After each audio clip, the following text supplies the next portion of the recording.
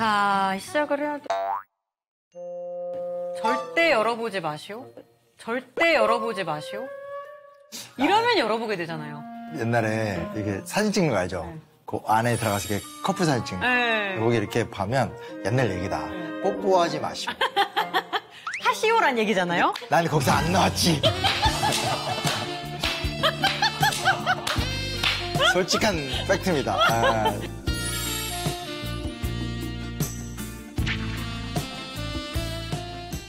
무조건 열어봐야 돼. 이거는 이거 열어봐도 되겠죠?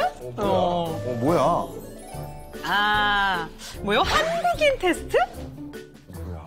우리 쌤이랑 같이 저랑 푸는 건가 봐요. 저도요? 네, 같이 한번 해볼게요. 아, 얼마나 한국인스러운지를 테스트하는 건가 봐요. 그래, 맞아. 내가 좀 유러피안적이긴 해. 사람들이 아마 뉴요커를 알고 있고 좀 오해를 하고 파리지행 뭐 이런. 그래서 되게 강동구 사람인데, 되게 그냥. 그죠? 되게 강동구 사람인데, 되게 그냥.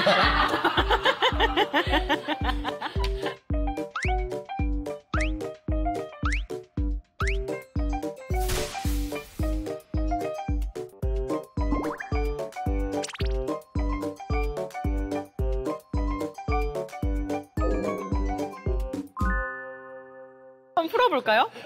제대로 당했다. 엘리베이터 타면 당연히 닫힘 버튼을 계속 누르고 만나면 밥 먹자 하면서 막상 약속은 안 잡고 또 보자, 또 보자. 어른이 용돈을 주려고 하면 봉투봉투 얄얄 봉투봉투 얄얄 버르장머리가 일단 사양한다. 평소에 당시 소파를 이용하는 모습. 이거는 대한민국 사람 국룰이죠, 국룰. 국룰? 절대 소파에 안 앉아요. 소파에 기대고 바닥에 앉아요. 선생님 안 그러세요? 난 내 전용 소파가 따로 있어요. 아, 부르주아시네요. 아니, 부르주아가 아니라 됐다. 뭔 얘기야.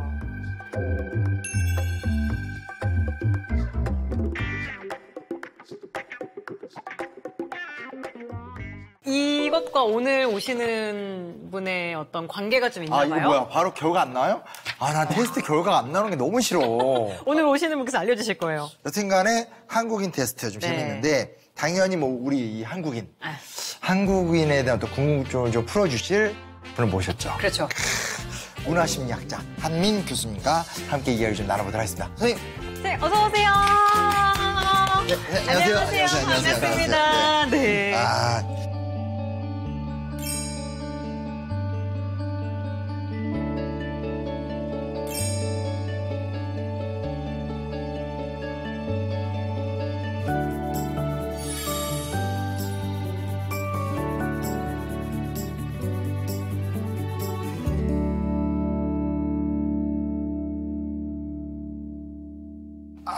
요거 저희가 좀 풀어봤습니다. 이거가 재밌습니다. 직접 만드신 건가요? 아니요, 제가 만든 건 아니고. 네. 이거 점수 있나요?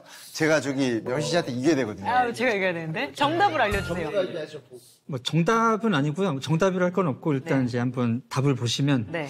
엘리베이터를 타면은 닫힘 버튼을 눌러야죠. 네. 맛있어. 문이 닫힐 때까지. 네. 정답. 만나면 이제 밥 약속을 하고 약속을 잡지 않는다. 그렇죠. 나 진짜 그런 게 카톡에 수백 개가 있어서. 그러니까요. 언제 한번 봐야지. 너무 하면서. 미안해. 뭘 물어보면 일단 몰라 하지만 최선을 다해서 알려주려고. 그리고 뭐 어른이 용돈을 주려면 일단 3번 사양을 했었죠, 옛날에. 요즘도 그럴까요? 봉투봉투 얄얄. 봐봐. 이게 한국인 그러면 테스트구나. 만점? 저는 3점. 진짜? 네. 나도 3점. 아. 우리가 약간 파리지행적이고 뉴요커적인 특징이 있는 거야, 그치? 약간 그런가? 네. 파리지행적이고 뉴요커적인 약간 특징이 있는 거야, 그런가? 그치? 네. 예. 죄송해요. 개인차가 분명히 있습니다.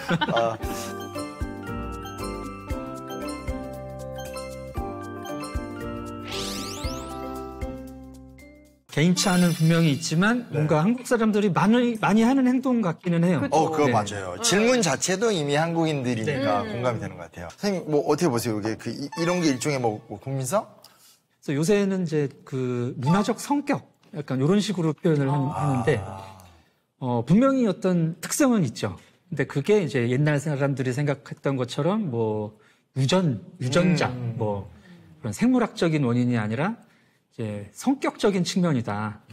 이 사람들이 살아왔던 환경이라든가 역사 뿌리 깊게 형성된 이런 행동 습관이 있다. 이 정도로 이해하시면 좋을 것 같습니다. 그러니까 우리가 뭐 아무리 사바사다, 사람 바이 사람이다라고 하지만 사바사? 어쨌든 어디서 줄임말이야? 같이 늙어가면서. 젊으니까 사바사라고 요즘 많이 하잖아요. 그렇긴 하지만 사실 전체적으로 놓고 봤을 때 역사적으로 같은 사건을 겪은 민족이라던가 이럴 경우에는 심리적인 어떤 특성이 좀 비슷해질 것 같기도 하거든요. 그렇죠. 이제 그런 의미에서 네네. 그런 학문을 연구하는 건가요? 문화심리학이 정확히 어떤 걸까요? 그러니까 이제 심리학 하면은 사람들이 굉장히 그 개인에 초점을 맞추는 맞아요. 학문이라고 생각을 하시잖아요. 어떤 아픔이 있니? 네. 가정 상황이 어때? 맞아요. 근데 이제 그런 측면도 있지만 이제 사람의 행동은 크게 세 차원이 있다고 볼 수가 있는데요. 이제 보편성의 차원 그리고 개별성 차원. 그러니까 개별성 차원이 아까 말씀하셨던 사바사의 차원입니다. 네. 뭐 누구나 다를 수 있는. 그리고 이제 보편성의 차원은 인간이기 때문에 또 비슷해지는 게 있잖아요. 뭐 먹고 자고 싸고 하는 거. 근데 이제 문화의 차원은 그 중간에 있다고 보시면 돼요. 상대성의 차원이라고 할 수가 있는데 요게 이제 그 사람들이 살아왔던 환경이라든가 뭐 공통적인 경험을 통해서 어떤 가치를 우리가 추구해야 되겠다. 어떤 식으로 행동하는 게 더 맞겠다. 이렇게 생각해 놓은 것이 이제 문화고 거기에서 이 사람들의 뭐 행동 습관이라든지 성격이 나오는 거죠.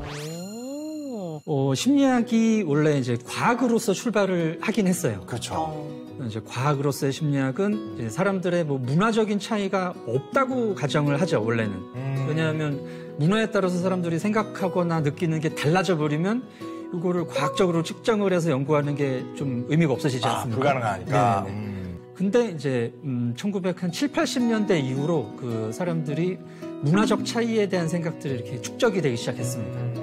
뭐 이제 전쟁 끝나고 뭐 이민들 막 다니고 그랬잖아요. 그러면서 얘네들은 생각하는 것 자체가 좀 다르다.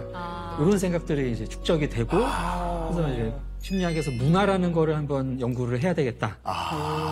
근데 이제 처음에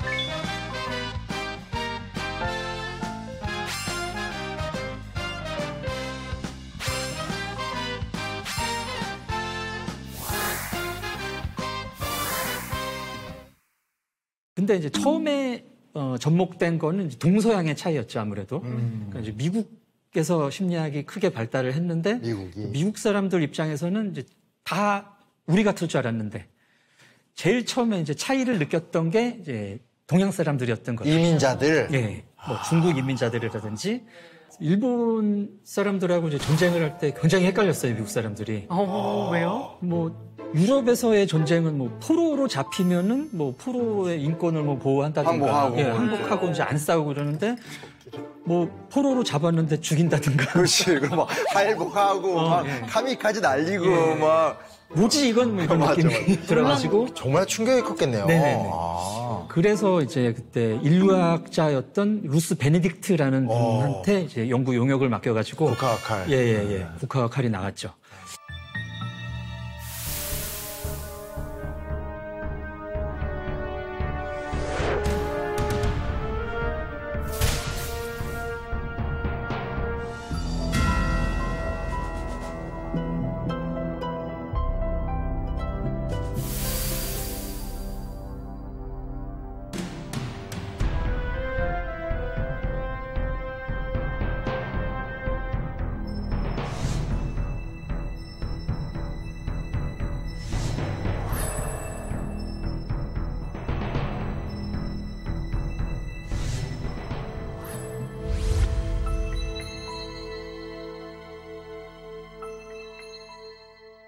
미국 사람은 너무 일본 사람들한테 관심 많은 거 아니에요? 아주 통찰력이 그래요? 일본한테만 많구나. 얻어걸려. 제 불만이기도 했어요. 한국 우리나라도 되게 중요한데. 중국도 있고 우리도 맞아요, 있고 맞아요. 또 뭐 동남아시아도 있고 맞아. 중동도 있고 인도도 맞아. 있고 그런데 열이 확 받네. 미국이 아니면 거의 일본 쪽으로만 그쵸. 얘기를 하죠. 그 일본이 이제 경제적으로 엄청 성장을 하지 않습니까? 네네. 뭐 일본 자동차, 소니 뭐 이런 거 이제 워크맨 많이 뭐. 팔면서 그래서 미국 사람들이 굉장히 그 위기 의식을 느낀 거죠. 그 미국의 막 그 랜드마크 건물들 이런 게 막 일본 자본한테 맞아. 엄청 넘어가고. 미국의 콜롬비아 영화사를 매입해서 화제를 모았던 일본 기업이 불과 한 달 만에 뉴욕에 있는 록펠러 센터를 인수해서 또다시 화제가 되고 있습니다.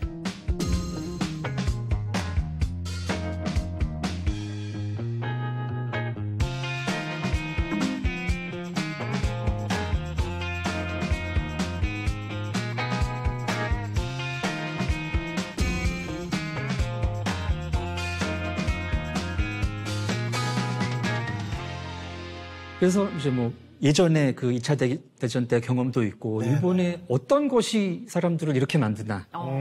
그래서 이제 일본 문화를 연구해야 되겠다라는 거죠. 이제 그게 이제 심리학 연구에서는 미국과 일본이 아니라 이제 서양과 동양으로. 그 미일 연구 아닌가요? 미일 연구? 어쩌면 너무 대척점에 있어서 그럴 수도 있지 않을까요? 근데 이제 현대 사회에 들어서 미국 입장에서 이제 가장 눈에 띄었던 동양 사람들이 아무래도 예, 일본이었기 때문에 네. 그런 그 한계들을 또 그 다른 지역에 있는 심리학자들이 느끼기 시작했죠. 아, 요런 무지하는 사람이 또 생기는군요. 예. 그래서 뭐 필리핀, 인도 뭐 이런 분들이 뭐 세상에 미국하고 일본밖에 없냐.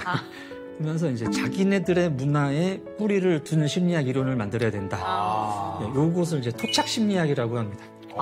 그 용어가 또 따로 있군요. 탈서구화된 어떤 네네네. 그런 태도인가 봐요. 입장에서 그 지식의 어떤 식민지성을 벗어난다는 입장이 컸죠.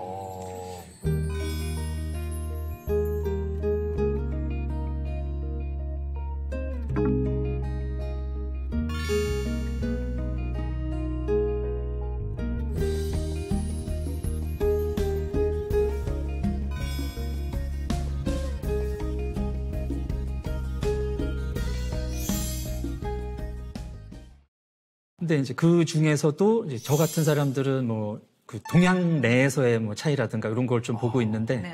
뭐 크게 보면은 뭐 문화권, 뭐 나라 안에서도 이렇게 좀 달라질 수 있고 뭐 세대나 연령에 따라서도 또 달라질 수 있고 이렇게 문화심리학의 범위 자체는 상당히 넓습니다. 아, 근데 이런 말씀드리기 정말 죄송한데 돈을 잘 벌지 못할 것 같다. 돈을 잘 벌지 못할 것 같다. 네네. 너무 가치가 있는 내용인 건 맞는데 이게 아니 너무 가치가 있는 내용인 건 맞는데 굉장히 통찰력 있는 말씀이시죠. 그렇죠. 정말 외람된 얘기지만 느낌이 왔어. 이렇게 가치가 있을수록 우리 사회는 이런 거에 의미를 잘 안 알아봐 주거든. 맞아.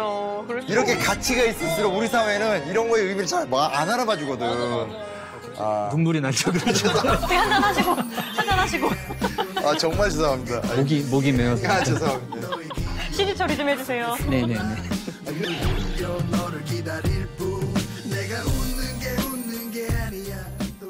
그러면 선생님이나 우리나라 문화심리학은 주로 뭐 한국인을 연구하는 건가요? 네, 그래서 이제 한국인 심리학이라는 분야가 있었고 연구자들이 이제 계셨죠. 그래서 저는 이제 그때쯤에 공부를 시작했는데 점점 그 문화심리학의 유행이 지나가는 거예요, 심리학에서. 그러면서 이제 그때 막 나왔던 얘기가 뭐 행복 연구, 뭐 긍정 심리학 이런 얘기 나오면서 문화의 시대는 갔다 뭐 이런 얘기가 들 때 제가 이제 박사학위를 받고 세상에 던져졌죠. 세상에. 죄송합니다. 제가 아까 너무 무리하지. 진짜 내가 정말 너무 잘못했다. 진짜. 죄송합니다. 아닙니다. 예, 지금은 많이 극복했습니다. 아, 다행입니다.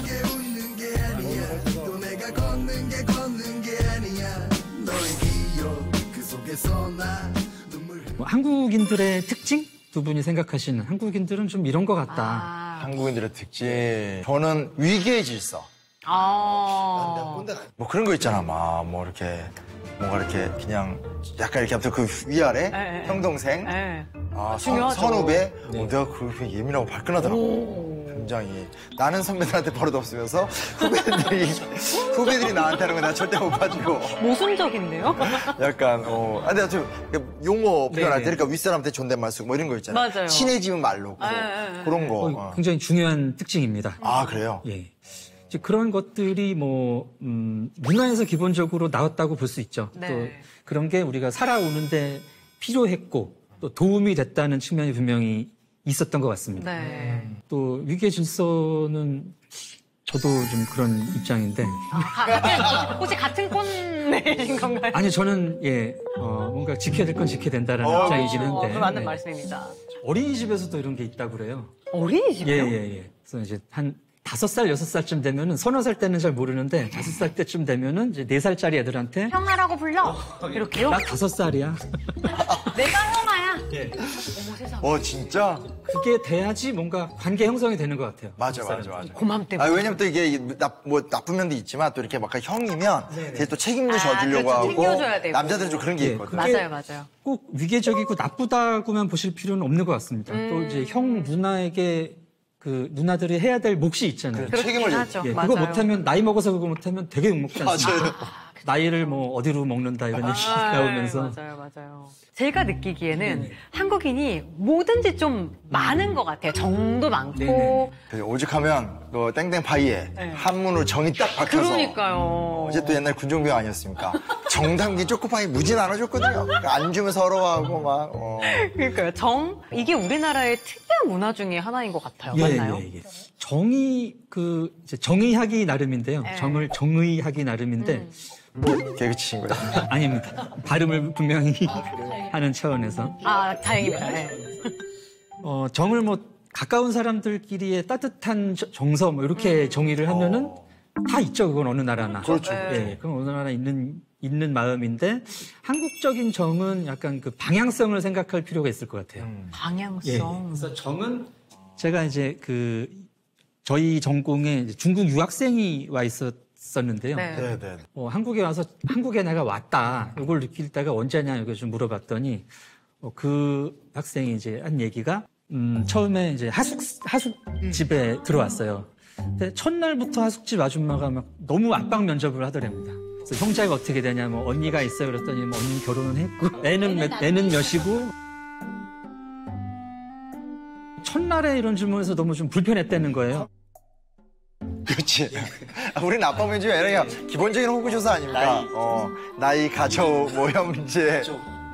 근데 뭐 그런가 보다 하고 살고 있다가 한 몇 달쯤 있다가 그냥 아침에 나가보니까 미역국과 함께 케이크가 올라와 있다는 거죠. 그래서 오늘 무슨 날이냐? 그랬더니 이제 네 생일이잖아. 하숙집 아줌마가. 그래서 어떻게 알았냐? 저번에 물어봤지. 정이 넘치시네. 근데 이제 이 학생 생각으로는 하숙집 주인이 나한테 이걸 해줄 의미가 없거든요. 없죠. 예. 잘 모르는 사람이고 산지 몇 달 안 되고 이러는데 왜 이걸 나한테 챙겨주느냐. 그래서 먼데 와가지고 얼마나 고생이 많니. 그래서 니네 엄마가 그 중국에서 딸 생각하면서 생일날 얼마나 가슴이 아프고 뭐지 그런 게 그렇지. 걱정이 돼서 치근해지고. 해주고 싶어서 해줬다. 진짜 정이네요, 정. 이게 정이다라고 제가 얘기를 해줬습니다. 문화심리학적으로 내가 누구에게 좀 주고 싶은 마음. 내가 이 사람을 가깝게 생각하고 맞아요. 좋아하기 때문에 말하지 않고도 뭔가 이렇게 쥐어주고 싶은. 말하지 않아도 말하지 않아도 그렇습니다. 네네.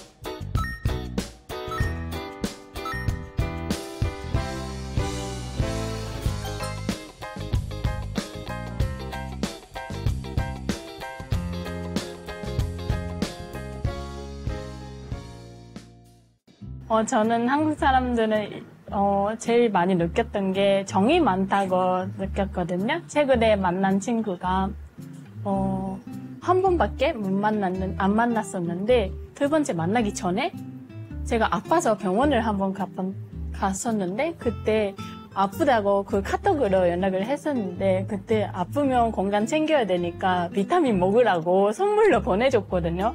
일본에서는 딱 처음 만난 친구한테 그런 것까지 안 해줄 것 같아서 좀 감동스러웠어요.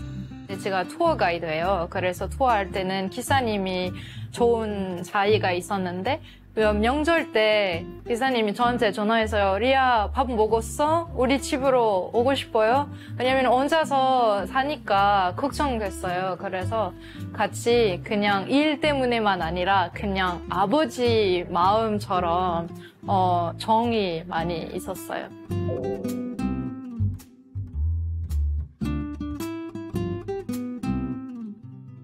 근데 저도 한국 사람들이랑 처음에 만나는데 여러 가지를 물어봐요. 현재 자매 있는지, 부모님 뭐 하시는지, 결혼했는지 여러 가지를 물어봐요. 처음에 좀 적응 안 됐었는데 나중에 다시 생각해보면 그런 정보들을 먼저 알아야지 뭔가 더 깊이 있는 대화를 전개할 수 있다는 생각인 것 같아요. 근데 저는 사실 그거 알면 과연 그럼 저에 대해서 잘 할 수 있을까요? 그렇다. 처음에는 그 나이를 물어봤었을 때 조금 당황했어요. 근데 그런 것도 언니인지 동생인지 그거를 구별하려고 물어본다고 알았을 때 진짜 그 나이랑 그 예의를 잘 지키는 나라구나 생각했어요. 근데 안 좋은 점은 그냥 사람으로 이렇게 보는 게 아니라 선생님, 현님, 누구 어르신보다는 그냥 사람으로 이렇게 대화할 수 없으니까 젊은 애들이 자기 의견이나 말을 안 해요. 우리 아이들도 외국에 나가면 엄마 그 아이들이 지금 중소년들인데 어린들이랑 그냥 도도도도 이야기하는데 우리는 그렇지 않다고 느껴요. 그거 좀 안타까워요. 이것도 좀 사람으로 보세요. 나이로 보지 마시고요. 근데 그것도 우리나라만의 문화인 거예요? 그게 이제 외국에도 할머니들은 이런 게 있으세요. 그거는 이제 인간의 기본적인 본성? 그렇죠, 예. 그랜드마더는 약간 유니버설한 측면이 있어요. 발음이 굉장히 구수하셔서 마음에 들어요. 어느 나라 할머니든지 한글이 됐건 영어가 됐든 어떻게 지내니?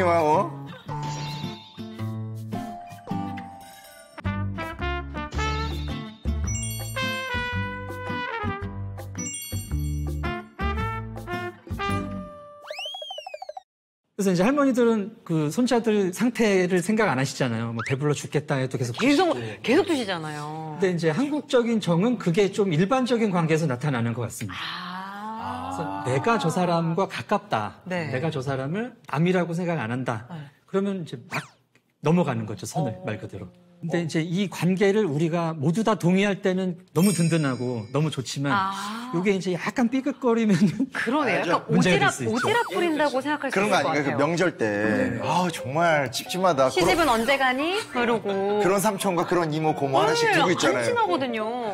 1년에 몇 번 본다고. 그래. 내가 요즘 무슨 고민하는지도 모르는데. 맞아. 근데 이제 이모 삼촌 입장에서는 얘가 내 조카인데 이게 있는 거예요. 이런 말은 할 수 있지. 이 정도. 얘가 내 조카고 우리는 조카 삼촌 이모 관계보다 훨씬 더 끈끈한 가족 우리이기 때문에 이걸 할 수 있다. 그리고 그건 이제 그분들 입장에서는 간섭이 아니라 걱정이고 관심인 거죠. 관심인 거죠. 이제 받는 사람 입장에서는 이게 이제 동의가 안 됐으니까 너무 싫죠. 너무 싫은 측면이 있습니다.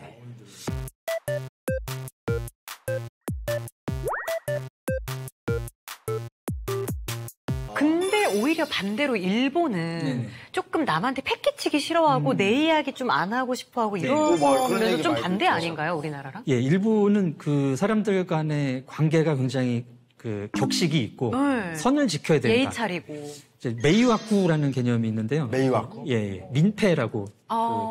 미혹할 미자에 미혹입니다, 말 그대로. 한문으로. 네네. 메이와쿠. 그래서 이 메이와쿠가 민폐라고 보통 번역이 되고요. 다른 사람한테 어떤 폐를 끼치지 않아야 된다는 생각이 굉장히 강하죠. 그래서 이 친한 관계에서도 그런 예의나 격식을 차려야 된다는 생각이 굉장히 있습니다. 그렇구나. 확실히 한중일이 그래서 이제 일본 사람들 집에 초대받아서 가면은 우리 같으면 밥 때 되면은 먹고 가 이렇게 얘기하잖아요. 일본 사람들 그런 얘기를 해요. 그래서 식사하고 가시겠습니까? 그럼 한국 사람들은 형이 먹고 가는 거 아니에요? 그래요? 저녁 뭔데? 메뉴 뭔데? 그래가지고 뭐 나와? 원래 가란 얘기구나 그거. 예, 그게 가란 얘기. 가란 얘기예요? 저 몇 번 일본 가서 세상에. 그렇게 해서 밥을 먹었는데 메이와쿠를. 그래서 연락이 안 오는구나. 민폐를 끼치셨군요. 그래서 이제 원인을 알았네요. 근데 동서양은 사실 워낙에 문화도 다르고 땅덩이 좀 떨어져 있고 하니까 좀 굉장히 다른 게 이해가 되거든요. 그럴 수 있지. 근데 사실 한중일은 예전부터 붙어 있었고 뭔가 영향을 서로 많이 주고받았잖아요. 종교도 비슷하고. 근데 그럼에도 불구하고 이렇게 다른 게 너무 신기해요. 예. 그게 이제 아마 환경과 역사 때문인 것 같아요. 우리나라하고 일본 같은 경우는 좀 지정학적인 측면도 꽤 있는 것 같은데요. 또 이제 역사적으로도 근현대사 들어오면서 이제 역사 선생님 옆에서 자꾸 아니요, 편하게 얘기해주세요. 무슨 말씀이십니까? 네.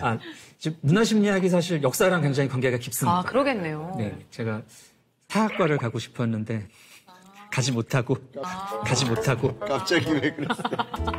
어떻게 인생사 이야기 한번 들어봐야 될 것 같은데. 아니, 당황스러운 상황에. 뭐, 저희 동네가 가려고 길게는 가요. 변치 않는 학문이기 때문에. 근데 뭐, 그쪽이나 이쪽이나 뭐 비슷하지 않을까.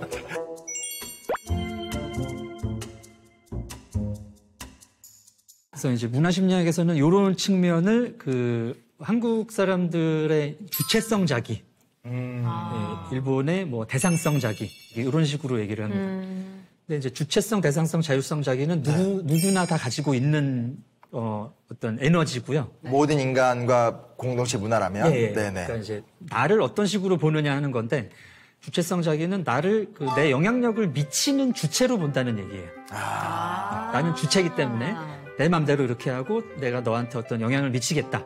그러고 싶은 마음이고요. 대상성 자기는 나는 어떤 영향력을 받는 쪽에 있다. 대상 쪽으로 나는 조금 더 규정을 하겠다. 수동적인 수용적인 느낌이네요. 주장이죠. 공연 문화 같은 데서도 이제 한국적인 전통 공연 양식을 보면은 이 관객과 배우의 간격이 없어요.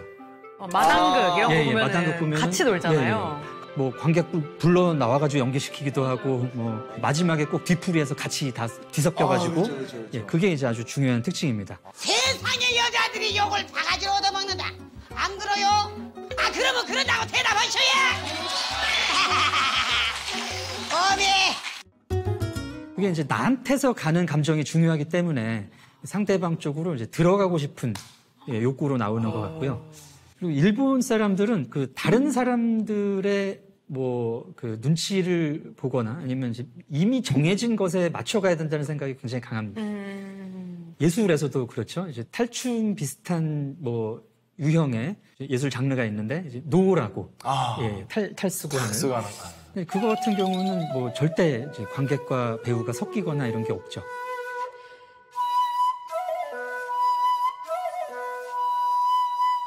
그 외에도 떼창, 일본 사람들이 떼창 안 하는 거 혹시 아세요?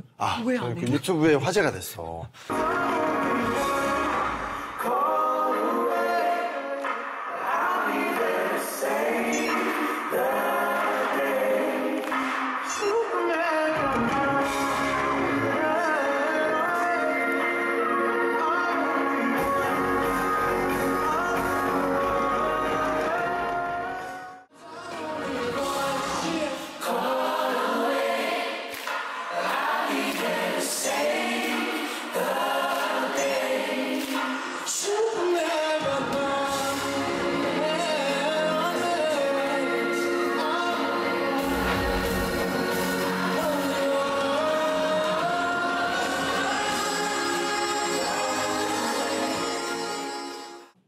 우리는 왜 떼창을 하는지 굳이 설명 안 드려도 다 그렇죠. 되죠. 그냥 나오잖아요. 그렇지. 우리가 먹을 자동이고. 자동이지. 내가 이걸 즐긴다. 그 분위기를 이제 이 생각이 강한데 그 사람들은 가수들의 그 퍼포먼스를 듣는 입장에 있다. 방해한다고 생각할 수도 있겠네요. 내가 대상에 있으니까. 그렇죠.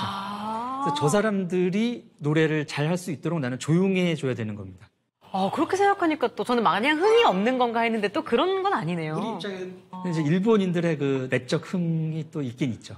그렇구나. 유머 개그인데 주체성 자기가 우리는 강하다. 그래서 한국 사람들이 좀 주책 맞은 사람들이 많다. 죄송합니다. 제가 죄송합니다. 근데 그런 거 있죠. 욕을 먹어도 하고 싶은. 요런 게. 구체적이시네요. 요런 게 한강이네요. 되게 당황스럽네. 근데 이제 지금까지 우리가 너무 좋은 얘기 많이 했어요. 또 다른 얘기를 한번 해보면 재밌을 것 같은데, 우리 정이 많지만, 화도 많아요. 화도 많죠, 우리나라. 화 정말 잘 내요. 그렇죠. 이런 것도 어떻게 문화적 분석이 되는 건가요? 그것도 그 주체성 자기와 같은 맥락에서 볼 수 있을 것 같아요. 이제 나를 드러내고 다른 사람들한테 인정받고 나를 표현하고 알리고 이런 쪽으로 이제 주체성 자기의 동기가 네. 많이 연결이 되는데 그게 안 되면 어떻겠습니까? 화가 쌓이는구나. 예.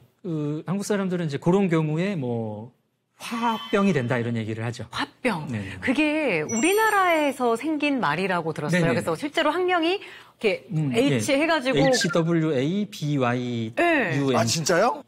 아 진짜요? 외국에는 없는 병이래요, 화병이. 우리 역사책 공부하다 보면 다 화병으로 가. 견훤도 화병으로 죽었거든. 네. 그 세상에. 화가 모여서 욕창이 생기고 그리고 이게 무슨 소리야? 또 졌어! 이제 나의 천멸을 했다고! 끄휴!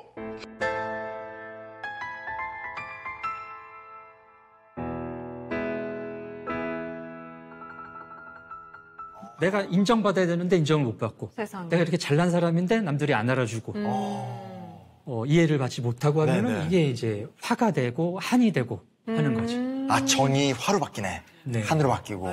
화가 쌓여서 한이 된다. 네네. 이렇게 또 말씀을 해주셨는데 그러면 문화심리학적으로 봤을 때 한이라는 정서는 네네. 어떤가요?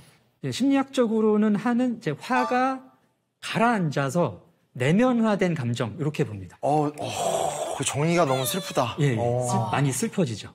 처음에는 이제 내가 뭐 왜 이런 사람하고 뭐 결혼을 해서 아, 흔한 내가 소리죠. 왜 이런 나라에서 살아서 뭐 이런 걸 수도 있고 왜 저런 사람하고 만나서 이런 이제 그런 원망을 하다가 그러다가 이제 어느 순간 내 탓을 하는 순간이 와요. 그러니까 내 본인도 힘들기 때문에 네. 여기가 이제 화에서 한으로 바뀌는 지점인 것 같습니다. 내 탓을 하는 순간. 네. 그래서 이제 그 분노가 좀 가라앉고 네. 그 다음에 이제 자기 연민 쪽으로 좀 가는 거죠. 이제 문화적인 한국의 한은 여기서 이제 해한의 동기로 반드시 또 연결이 됩니다. 회한? 한을 풀어야 된다. 아 해한. 그래서 심지어 이제 사람이 죽어서 귀신이 됐는데 못 가요. 한국 귀신들에게 사연이 많아. 예. 그래서 이제 사또한테 주로 나타나지 않습니까? 일반인들한테 나타나도 소용이 없어요. 해결이 안 되니까. 해결이 안 되니까. 그래서 사또를 찾아가는 거구나. 그런 거죠. 행정력을 갖고 죽어서라도 있네. 해결해달라. 그래서 이분들이 사실은 이제 민원인들인 거죠. 그러네요. 알고 보니까 귀신들이 옴부즈맨 뭐 이거 활용하고 있던 거예요. 네네네. 제도를 활용하는 거죠. 똑똑하네. 그치. 향촌 공동체 문제 풀어줄 사람은 원님밖에 없어. 그렇다고 또 왕한테 가면 이분은 또 너무 큰일을 하고 계시니까 또, 예. 안 되고. 지방 현령급의 이제 6급 공무원 정도. 그래.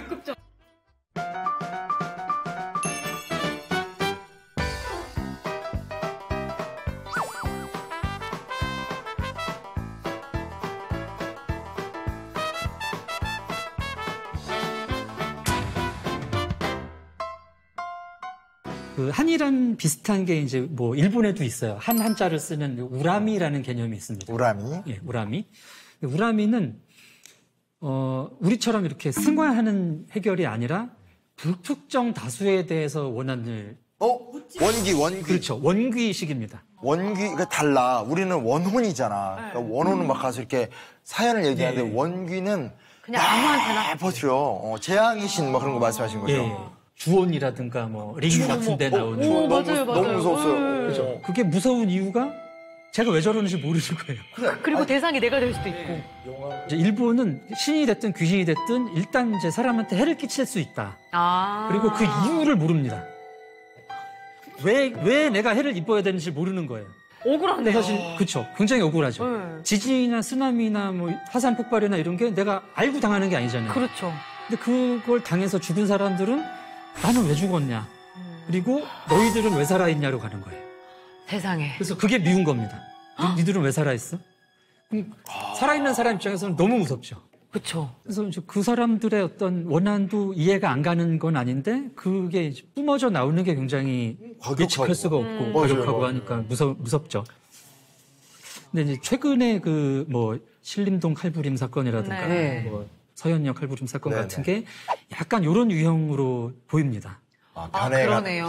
우리나라도 좀 변해가니까. 범죄자들 인터뷰한 거 보면은 나는 이렇게 불행하고 그런데 행복한 사람들이 보기 싫었다 이런 식의 얘기를 하거든요. 맞아요. 네, 잇따라 발생한 흉기 난동 사건에 전국이 불안에 떨고 있습니다. 이에 경찰이 어제 사상 처음으로 특별 치안 활동을 선포했는데요.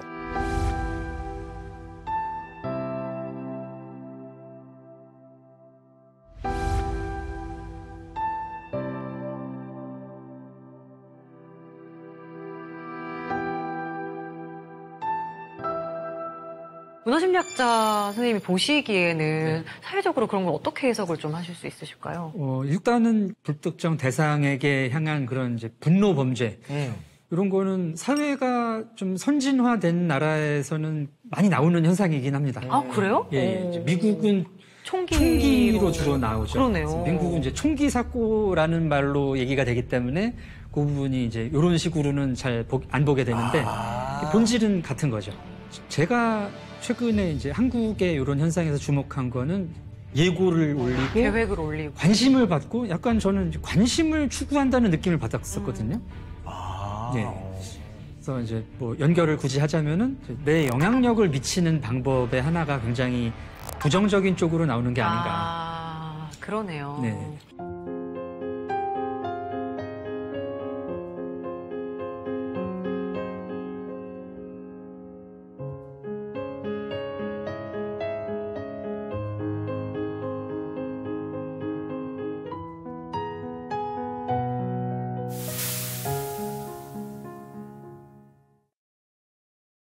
우리 민족을 또 흥의 민족. 아, 그쵸, 그쵸. 이런 걸 많이 하잖아. 네, 그렇죠. 그리고 저는 이제 사실은 아시다시피 제가 되게 조용하고 네. 섬세하고 이런 어떤 얌전한 성격이잖아요. 네. 어디 쳐다봐. 근데 어렸을 때 커가면 제일 불편했던 게 뭐냐면 그 술자리 그리고 꼭 노래시키고 정말 불편했거든요. 근데 그럴 때 꼭 어른들이 하는 말들이 있어요. 야, 역사책에도 그런 얘기 나온다더라. 뭔 얘기인가 나중에 찾아봤더니 진수가 쓴 삼국지 위서동의전에 그러니까 중국인이 쓴 역사서에 사만의 사람들을 이야기할 적에 이 사람들이 이제 음주 가물을 즐겼다더라 뭐 이러면서 어떤 그 사만의 문화를 설명하는 기록이 나오거든요. 그래서 그게 지금도 이제 한국인의 어떤 그 흥의 원조다. 우리는 옛날 태고적부터 흥의 민족이다. 마시고 놀았더라 얘기하는데 어떻게 보십니까, 선생님? 꽤 일리가 있다고 봅니다. 그 현종실록에 또 그런 기록이 나와요. 계속 나와요? 네네. 오. 역사가 오래됐네요. 1662년인가 그런데 그 전라도 무안 주민들이 난파가 돼가지고 오키나와에 표류를 갑니다. 여기 멀지 않은데 뭐? 예. 근데 이제 오키나와 사람들이 이 사람들이 어디서 온 사람들인지 모르니까 말도 안 통하고 그러다 보니까 이거저거 하다가 북을 갖다 줘요. 근데 갑자기 이 사람들이 북을 연주를 합니다. 한국 사람들이. 그러면서 이제 춤을 막 추니까 부산 사람이구나. 부산 사람이구나. 진짜?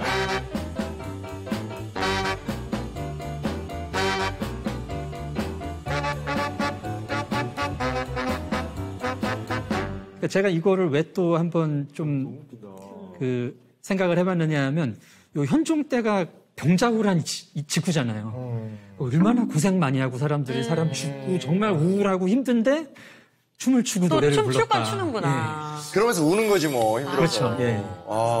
그런 기능을 하지 않았을까 옛날부터. 세상에. 근데 이제 말씀을 좀 듣다 보면 결국은 이제 어찌됐건 어느 사회든지 아픔이 쌓일 수밖에 없고 그 아픔이 이제 관리를 안 하면 분출될 수밖에 없는 건데 선생님 말씀을 좀 정리해 보면 결국은 이제 화가 한이 되고 한을 이제 좋은 흥으로 풀어야 된다는 말씀이신 거잖아요. 네. 지금도 그럼 이런 공식이란 건 언어는 바뀌어도 유효한 거 아닌가요? 네, 유효하다고 생각합니다. 이제 흥이 저는 굉장히 중요한 것 같은데 왜냐하면 이 흥은 신명으로 가기 위한 이제 마중물 같은 역할을 합니다. 사실 이제 문화적으로 사람들의 인식에서는 흥하고 신이 크게 구별이 안 되죠. 뭐 흥이 많다, 신이 많다, 뭐 비슷한 것 같고 흥 난다, 신 난다, 뭐 비슷하게 사용하는데 이제 학술적으로 구분을 하자면. 신명은 이제 좀 굉장히 그 정서적으로 많이 업된 상태. 흥이라는 것이 폭발한 상태. 예, 약간 요게 이제 감정의 강도로는 신명이고요. 네네. 이제 문화적인 어떤 상징적인 차원에서는 한에 대응하는 차원에서 한은 이제 우리가 힘들고 억울하고 그런 경험을 응축한 게 한이고 굉장히 밝고 바람직한 쪽을 상징하는 것이 이제 신명으로 볼 수가 있는데 그 자기의 그런 억눌린 측면을 조금 풀어낼 때 요럴 때 이제 흥이 그 오르는 것 같습니다.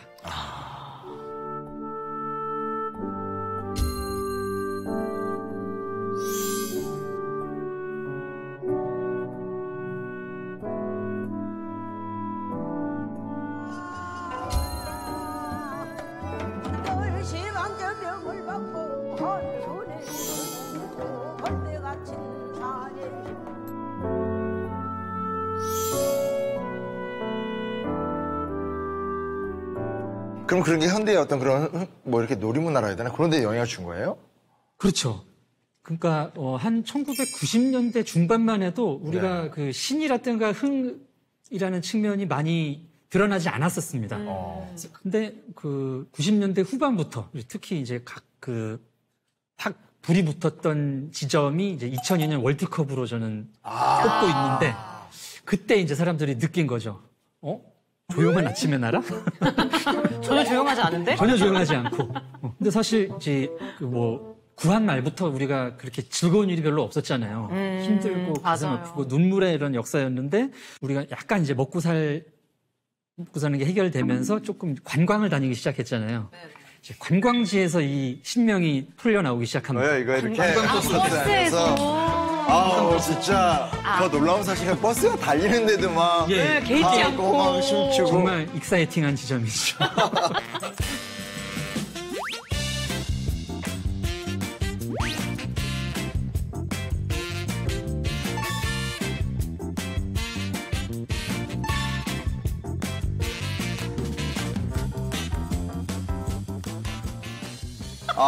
이제 기억나요. 어렸을 때 수학여행이나 뭐 이렇게 소풍 가면, 우리는 이제 학생들이 이렇게 앉아있잖아요. 가는데 옆에 버스, 관광버스 가는데, 맞아요. 거기서 어르신들이 확 치는 거지. 맞아요, 저게 뭐야, 맞아요. 말이지. 위험한데. 근데 이제 그만큼 억눌렸기 때문에 더 강하게 나왔던 것 같아요. 생활에서 뭐 여러 군데서 많이 억눌려 있다가, 그게 이제 뭐 관광. 그래서 예전에는 사실 관광지에 갔지만, 빨리 찍고 사진 한 장 찍고 와가지고 맞아, 그 앞에서 맞아. 그 천막 친 데서 춤췄잖아요. 그렇죠, 그렇죠. 정말요? 그랬습니다. 저는 추지 않았지만 저도 그 세대는 아니고요. 예. 저희 부모님 세대들이 우리 엄마? 춤을 추셨죠. 그렇구나. 그리고 이제 갔다 오다가 집에 가는 버스 안에서 끝까지 불사른 게 관광버스 춤이죠. 그러니까. 저는 이제 90년대 이후에는 노래방에서 이게 이제 많이 목격이 됩니다. 거기서부터는 갑자기 참여자가 되네요. 네. 네.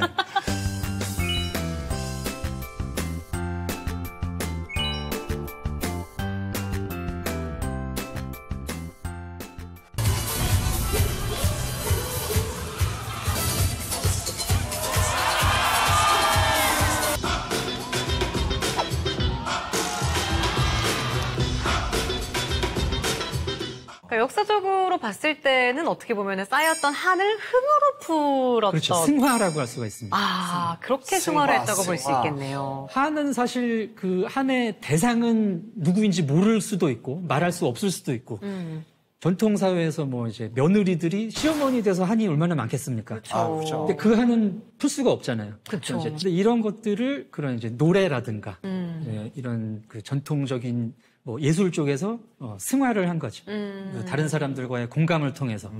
요게 이제 한국적인 한의 해결의 방법입니다. 오늘 너무 얘기 중에 좋았던 게 뭐냐면, 우리도 결국은 문화적인 존재다. 되게 당연하다고 생각하고 우리가 옳다고 생각하는데 그게 아니라 그냥 우리 국가와 우리 민족 공동체 안에서 그런 문화를 공유하는 사람들끼리 문화니까 한편에서 자긍심도 가져야 되겠지만 또 조심도 하고 타인을 내 입장에서 해석하면 안 되고. 그렇죠. 요게 전 되게 인상적이었어요. 이런 맞아요. 얘기만 나오면 우리의 맥락에서 함부로 혐오하지 않고 또 타인을 좀 긍정하고 이해하려는 노력을 좀 해봐야 되겠다. 아주 좋았어요. 어땠어요? 저는 오늘 솔직히 오늘 선생님 오시기 전에 문화심리학자 이러시길래 얼마나 지루하고 너무 뭔가 지루한 이야기일까 걱정이 됐었는데 대학교 때 좀 그런 경험이 있었나 봐요? 네. 난 너무 기대했는데? 그래서 뭔가 딱딱한 이야기만 계속 나올 것 같아서 걱정했는데 오늘 뭔가 막 우리나라의 정서에 대해서도 한번 이렇게 쭉 살펴봤던 것 같은데 결국에 제가 끝날 때 깨달은 게 이게 나의 이야기여서 재밌는 거구나 이런 생각이 들었거든요. 그래서 아까 말씀해 주신 것처럼 사람은 문화의 존재이다 이런 생각을 저도 다시 한번 해보게 됐습니다. 네. 조화라는 말이 나라마다 다 있잖아요. 이제 하모니라는 뜻은 굉장히 서구 문화적입니다.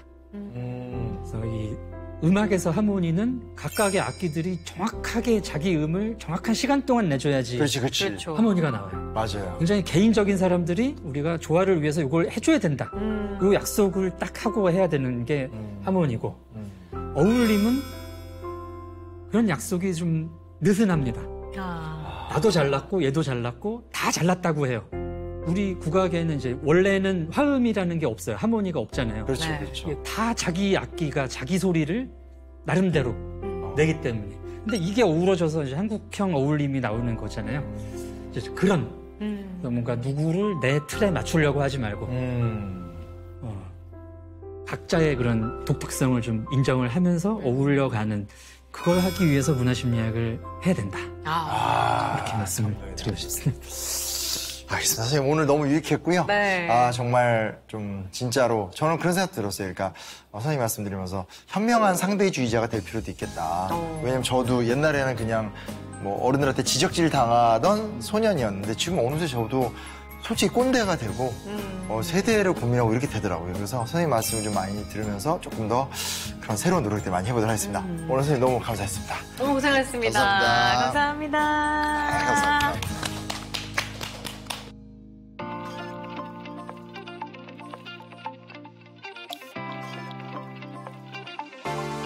내리는 꽃가루에 눈이 조금만 눈물이 고여도 아쉽지만 이번 편을 마지막으로 골신이 만나면은 막을 내립니다.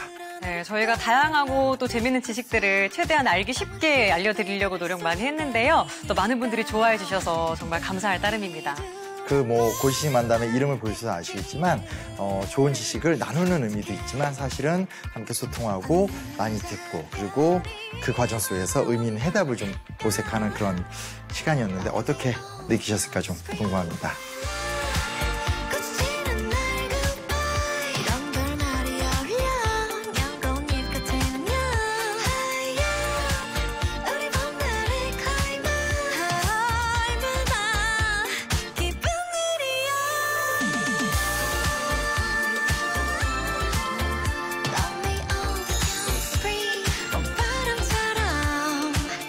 저희는 이렇게 끝나는 것이 아니고 이번에 마무리가 되긴 하지만 또 다른 시간 새로운 이야기로 다시 찾아오길 소망하면서 어찌됐건 지금 좀 이별의 인사를 드려야 될 것 같습니다. 그동안 시청해주신 여러분들 대단히 감사합니다.